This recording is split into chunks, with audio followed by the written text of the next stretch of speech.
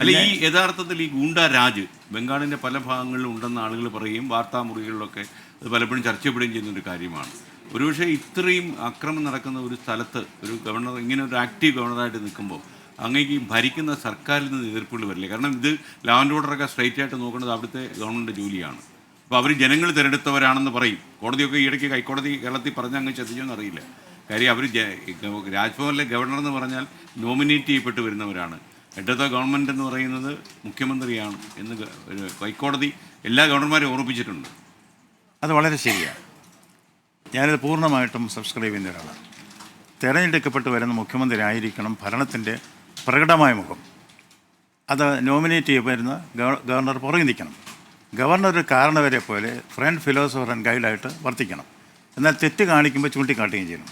ഈ ഗവർണർ പലപ്പോഴും ഒരു സ്പീഡ് ഗവർണറായി കൂടി പ്രവർത്തിക്കേണ്ട കാര്യമുണ്ട്. കാരണം ഗവൺമെൻറ് പല കാരണങ്ങളുണ്ട് ഭരണഘടന ലംഘിച്ച് നിയമം ലംഘിച്ച് പല കാര്യങ്ങളും ഹേസ്റ്റിൽ ചെയ്യുമ്പോൾ അതിൽ നടപടി എടുക്കേണ്ടത് ഗവർണറുടെ ചുമതലയാണ്. കാരണം അഴിമതി ഉണ്ടാകാനുള്ള സാധ്യതയുണ്ട്, നിയമലംഘനം നടത്താൻ സാധ്യതയുണ്ട്. അതൊക്കെ നേരിട്ട് കണ്ട് തിരുത്തി കൊടുക്കേണ്ട ചുമതല ഗവർണർക്കുണ്ട്. പക്ഷേ ഒരിക്കലും തിരഞ്ഞെടുക്കപ്പെട്ട മുഖ്യമന്ത്രിക്കെതിരായിട്ട് ഒരു ഗവർണർ നിൽക്കുന്നത് ശരിയല്ല. ഈ മമതാ ബാനർജി എന്ന മുഖ്യമന്ത്രി ഒരു ഫയർ ബ്രാൻഡ് ആണല്ലോ. മാത്രമല്ല അവർ സമൂഹത്തിന് വേണ്ടി എന്തൊക്കെയോ ചെയ്യണമെന്ന് ആഗ്രഹിക്കുന്ന ഒരു പൊതുപ്രവർത്തകയാണ്. പ്രത്യേകിച്ച് സ്ത്രീകളുടെ അവകാശങ്ങൾക്ക് വേണ്ടി അവരെപ്പോഴും സംസാരിക്കുന്ന നമ്മൾ ശ്രദ്ധിച്ചിട്ടുണ്ട്. താങ്കളുടെ ഒരു വ്യക്തിപരമായ ബന്ധം എങ്ങനെയാണ് രാജ്ഭവനും മുഖ്യമന്ത്രിയുമായിട്ടെന്നുള്ളതല്ല ഞാൻ ഉദ്ദേശിക്കുന്നത്. CV ആനന്ദബോസ്, മമതാ ബാനർജി വ്യക്തിപരമായ നല്ല ബന്ധമാണ്. മമത തന്നെ പലപ്പോഴും എൻ്റെ അടുത്ത് എൻ്റെ ജ്യേഷ്ഠ സഹോദരനെ പോലാണെന്ന് എന്ന് പറയാറുണ്ട്. ഞാനും അവരെ അതുപോലെ തന്നെയാണ് കണക്കാക്കുന്നത്. ഈ മമതാ ബാനർജിയെ ഞാൻ കാണുന്നത് 3 തലത്തിലാണ്. ഒന്ന്, വ്യക്തി എന്ന നിലയിൽ വളരെ നല്ല ബന്ധമാണ്. മുഖ്യമന്ത്രി എന്ന നിലയിൽ ഔപചാരികമായ ഒരു ബന്ധമാണ്. രാഷ്ട്രീയക്കാരി എന്ന നിലയിൽ എനിക്ക് അതുമായിട്ട് യാതൊരു ബന്ധവുമില്ല. മമതയുടെ രാഷ്ട്രീയം ഞാൻ നോക്കാറില്ല. രാഷ്ട്രീയമുണ്ടോ? എനിക്ക് രാഷ്ട്രത്തിന് വേണ്ടി ചിന്തിക്കുന്ന രാഷ്ട്രീയമുണ്ട്. പ്രത്യേകിച്ചൊരു കക്ഷി രാഷ്ട്രീയമില്ല. അല്ല, ഈ ഗവർണറുടെ പ്രവർത്തനങ്ങൾ എത്ര വേഗവും വിമർശിക്കപ്പെടാൻ സാധ്യതയുണ്ട്.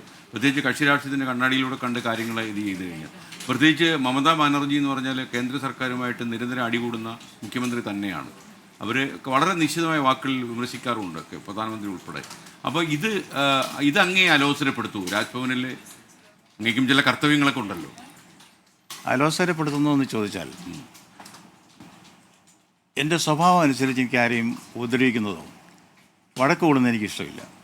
ശത്രുതാ മനോഭാവം എൻ്റെ മനസ്സിലില്ല. ആരെങ്കിലും എന്തെങ്കിലും എനിക്ക് ഇഷ്ടപ്പെടാത്ത രീതിയിൽ പെരുമാറിയാൽ, ഇപ്പം മമതാ ബാനർജിയുടെ കാര്യം അങ്ങ് ഉദ്ദേശിച്ചു. അവരൊരു വ്യക്തിയാണ്, അവർക്ക് അവരുടേതായ ശൈലിയുണ്ട്. അവരെ ആ ശൈലിയും ഉപേക്ഷിക്കണം എന്ന് പറയുന്നത് ശരിയല്ല. പിന്നെ മുഖ്യമന്ത്രിയും ഗവർണറും ഒക്കെ ആകുമ്പം മുത്തശ്ശിമാർ പറയും ചട്ടിയും കലാകുമ്പോൾ തട്ടിയും മുട്ടിയൊക്കെ ഇരിക്കും. അത് ഈ മൺകുടം ഉടഞ്ഞാൽ തകർന്നു പോകും.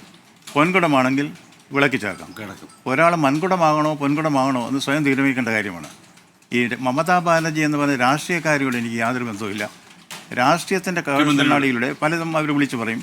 അത് തിരുത്തേണ്ട ചുമതല എനിക്കില്ല. ഞാൻ രാഷ്ട്രീയത്തിൽ ഇടപെടാറില്ല. ഗവർണർ എന്ന നിലയിൽ എല്ലാ രാഷ്ട്രീയ പാർട്ടികൾക്കും സ്വീകാര്യനായി കഴിയാനാണ് എനിക്ക് താല്പര്യം. ഒരു സ്വകാര്യം ചോദിച്ചോട്ടെ, ഉള്ളുകൊണ്ട് അങ്ങ് ഒരു കരുത്തനാണോ? ഉള്ളുകൊണ്ട് ഒരു കരുത്തനാണോ അങ്ങ്? ഉള്ളുകൊണ്ട് ഞാൻ ഐസ്ക്രീം പോലെ കരുത്തനാണ്. ഐസ്ക്രീം അല്ല, ഈ വെസ്റ്റ് ബംഗാളിലായതുകൊണ്ട് ഞാൻ ചോദിച്ചതാണ്. ആ കരുത്തത്ര മാത്രം കപ്പാസിറ്റിയോടെ നിൽക്കാൻ. അത് എൻ്റെ അമ്മ പറയുന്നത് ചെറുപ്പകാലത്ത്.